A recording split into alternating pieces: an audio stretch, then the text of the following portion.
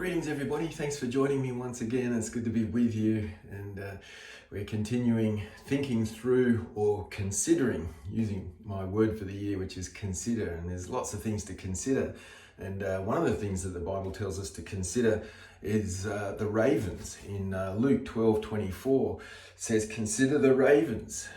And you know, when I think about ravens, when I consider ravens, I think about the noise that they make, the mess that they make. They're just really annoying.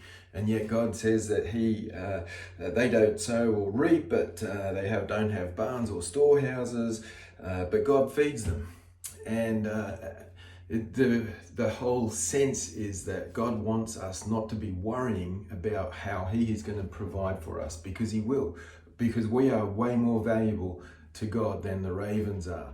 And a few verses later it says, consider the lilies, how they don't toil or spin.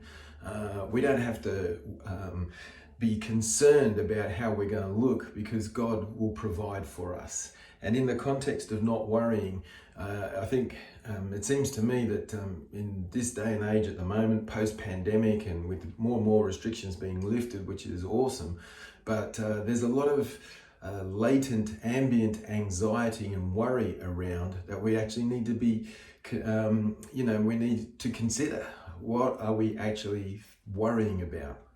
And this section in Luke chapter 12, when we're considering the ravens, considering the lilies, and God's encouraging us to not worry, because He goes on to say towards the end in verse 30, our Father knows. God knows what we need. He knows what's concerning us. And if we can get to the place where we just surrender these anxieties and worries and concerns to Him, and allow His thinking, His processes, His provision to be the thing that we look to, I think that will change maybe the way we approach life in so many ways. And I look at this and I think this encouragement not to worry, it follows the parable of the rich fool, because the rich fool had so much, he actually filled his barn, so he decided to tear that down and build a bigger barn so he could hold more stuff. And and the focus was on the wrong thing.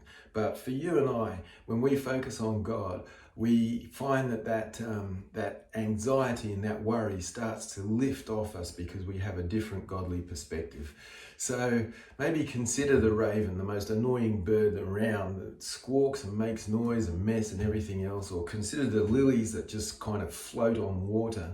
And yet God looks after these things, but He looks after you and I even more valuable to Him than these things. And so let's get the God perspective on the things that we are worried and concerned about, and learn how to lay things down before Him, because our Father knows.